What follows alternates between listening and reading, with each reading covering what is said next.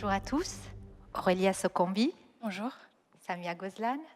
Nous sommes toutes les deux ravies de participer à la Journée de la femme digitale 2019 et particulièrement fières du thème qui nous touche toutes les deux, elle change le monde. Aurélia Sokombi est développeuse web full stack. Et moi, je dirige la Grande École du Numérique. Peut-être le lien vous paraît évident, mais peut-être quelques précisions néanmoins. Car la Grande École du Numérique, contrairement à ce qu'on pourrait croire, n'est pas une école.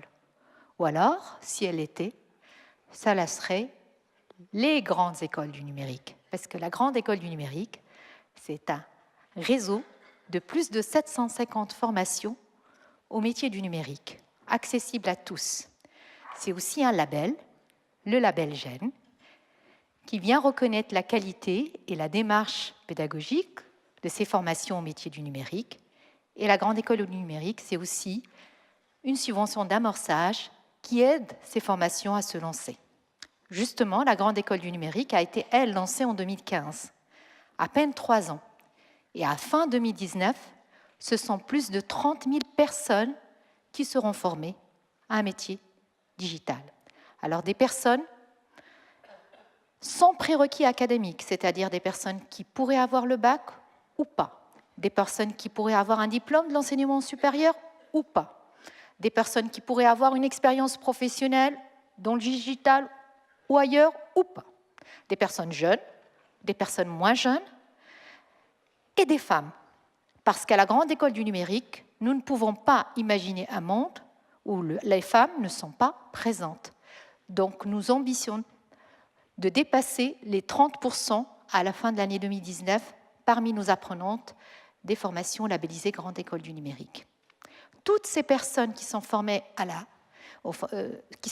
Grande École du Numérique sont des personnes au parcours très divers, mais elles ont toutes quelque chose en commun. C'est leur détermination, leur motivation et leur volonté à vouloir contribuer à ce monde digital qui est tellement important et qui traverse tous les pans de la société. Et Aurélia Sokombi en est la parfaite illustration. Aurélia, développeuse web full stack. Comment on devient développeuse web full stack ? Alors, dans mon cas, en étant psychologue et en ayant au préalable en plus fait des études d'histoire, donc bon, plaisanterie à part, moi j'avais un profil un peu typique de la bonne élève de filière L. J'avais des bonnes notes en histoire, en langue et en littérature. Et donc naturellement, je me suis orientée dans un premier temps en licence d'histoire avec dans l'idée de devenir enseignante. Et puis bon, à côté de ça, moi j'avais toujours été intéressée par la psychologie et donc j'ai décidé de me réorienter. Donc j'ai recommencé de zéro, j'ai passé ma licence. Ensuite, j'ai réussi le concours à la fin du Master 1 pour intégrer le Master 2. Et puis donc j'ai obtenu mon diplôme ainsi que mon titre de psychologue clinicienne, psychothérapeute. J'ai été dans ce milieu pendant quelques années. Le métier de psychologue est un métier passionnant dans lequel on apprend toujours. C'est extrêmement enrichissant. Mais c'est également un domaine dans lequel il y a beaucoup de précarité, où il est difficile de trouver un poste pérenne et une valorisation de son travail. Et moi, c'est dans ce contexte-là que m'est venue l'idée d'une reconversion professionnelle, mais sans vraiment savoir vers quoi m'orienter. Et c'est un petit peu par hasard, en fait, que j'ai découvert le code informatique. Et donc, j'ai commencé à apprendre toute seule. D'abord via des MOOC comme sur Open Classroom, et puis ensuite j'ai eu envie d'aller plus loin et de poursuivre en intégrant une formation professionnelle. Donc c'était donc la formation développeur web full stack PHP chez Simplon. Donc j'ai postulé, j'ai envoyé ma candidature et moi j'avais énormément d'attentes et d'espoir vis-à-vis de cette formation qui représentait pour moi la suite de mon aventure vers un métier plus épanouissant dans lequel je me sentirais mieux. Et donc forcément lorsque j'ai reçu la notification m'informant que ma candidature avait été retenue, c'était tout aussi important, voire même plus important encore que lorsque j'ai eu mon diplôme en psychopathologie. Et pourtant, ça avait été très important pour moi. Et donc du coup, bah, moi, j'en croyais pas mes yeux. Et puis, c'est vrai qu'en plus, jusqu'alors, je pense qu'inconsciemment, moi, j'avais toujours vu le monde du numérique et le métier de développeur web plutôt réservé aux hommes et à ce qu'on appelle les geeks. Et finalement, aujourd'hui, je me demande, parce que je ne suis pas la seule à avoir pensé ça, et encore, il y en a qui continuent de le penser, comment on en est arrivé à créer dans l'esprit commun et collectif un secteur du digital qui serait froid, très masculin, technique, et finalement très éloigné des enjeux sociétaux, parce qu'il me semble que ça n'a pas toujours été le cas, n'est-ce pas, Samia ? Oui, c'est vrai que ce qu'on appelle l'informatique, l'IT, le digital numérique, ça n'a pas toujours été un environnement où les femmes étaient peu représentées, exclues.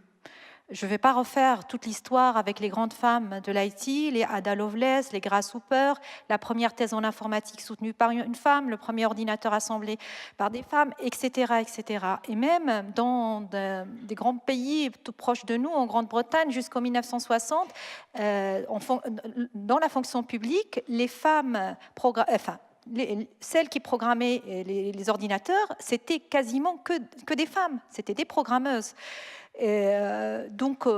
Comment on en est arrivé là? Je pense que c'est arrivé petit à petit, avec peut-être à partir des années 80, avec deux éléments qui pour moi sont très importants. Le premier, c'est la manière de recruter et de sélectionner les femmes pour intégrer les formations.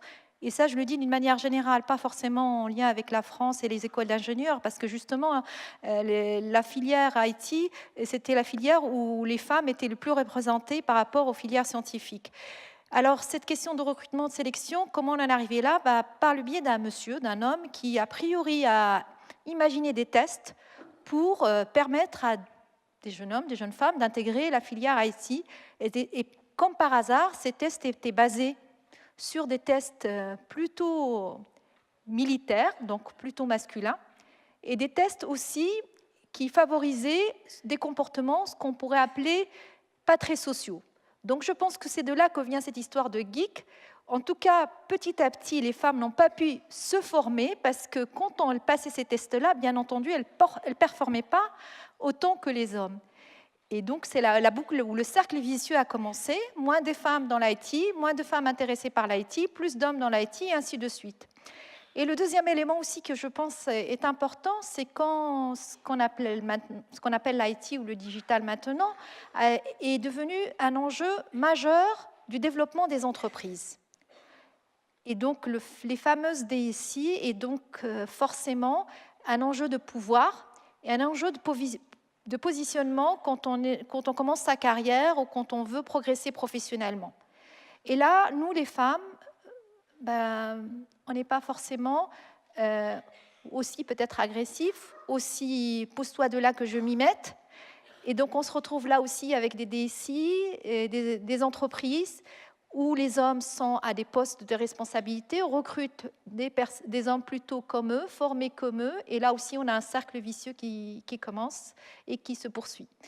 Donc des femmes de moins en moins présentes dans l'IT, des femmes qui ne s'intéressent pas à l'IT, des femmes qui trouvent l'IT ou le digital désincarné, froid, plutôt masculin. C'est quelque chose sur lequel nous avons tous une responsabilité pour que cela change. Et donc, ça peut commencer très tôt, dès l'école. Et Aurélia, justement, a pu expérimenter cela, puisque lors de sa formation, elle a animé des ateliers de code où, comme par hasard, Minecraft au féminin par des petites filles et Minecraft au masculin par des petits garçons, ce n'est pas la même chose. C'est ça. Oui, effectivement. Dans le cadre de la formation Simplon, on a animé en binôme des ateliers d'initiation au code auprès d'élèves de primaire, collège et lycée. Et c'était assez intéressant en fait de voir l'attitude des garçons et des filles qui étaient très différentes. Les garçons s'appropriaient beaucoup plus facilement l'atelier. Eux, ils fonçaient, ils faisaient les exercices, alors que les filles étaient plus sur la réserve, elles étaient plus en retrait.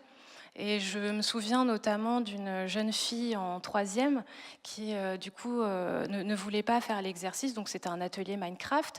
Et donc, je suis allée la voir pour discuter un petit peu avec elle et voir si éventuellement il y avait quelques points de blocage. Et donc, elle m'a dit qu'elle ne voulait pas faire l'exercice parce que de toute façon, c'était un truc de garçon et qu'en plus, les garçons de sa classe allaient se moquer d'elle. Donc, bon, moi, je me suis permise de lui parler un petit peu de mon parcours parce que finalement, quelques années auparavant, j'étais un petit peu à sa place et je voyais peut-être aussi les choses un petit peu de cette manière-là. Et pourtant, aujourd'hui, ben, je me tenais devant elle et devant toute sa classe à animer un atelier d'initiation au code et à parler de mon futur métier qui était celui de développeuse web, alors même que je suis une femme. Donc finalement, elle a accepté de faire l'atelier.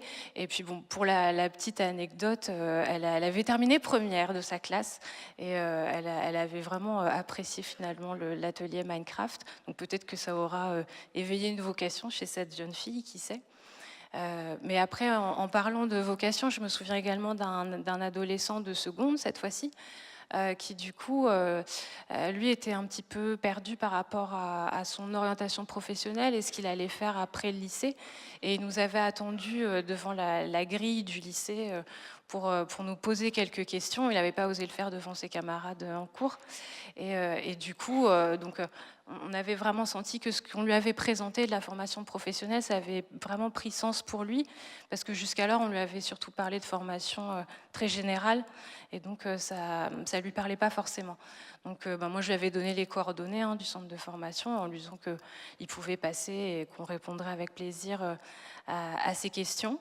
Et donc voilà, je prendrai encore quelques minutes pour terminer justement ma prise de parole en m'adressant finalement à chacune des femmes et en leur disant aujourd'hui vraiment soyez curieuses, osez, foncez et surtout, je pense que c'est le plus important, croyez en vous parce que finalement c'est vraiment par là que ça commence et le monde du numérique offre vraiment des opportunités indéniables.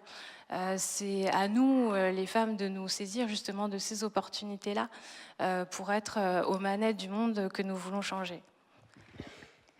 Pour aller un petit peu dans ton sens, ce monde-là, c'est un monde qui nous appartient. Aujourd'hui, je veux juste partager une information avec vous très personnelle. Aujourd'hui, 17 avril, ma fille fêtera ses 16 ans.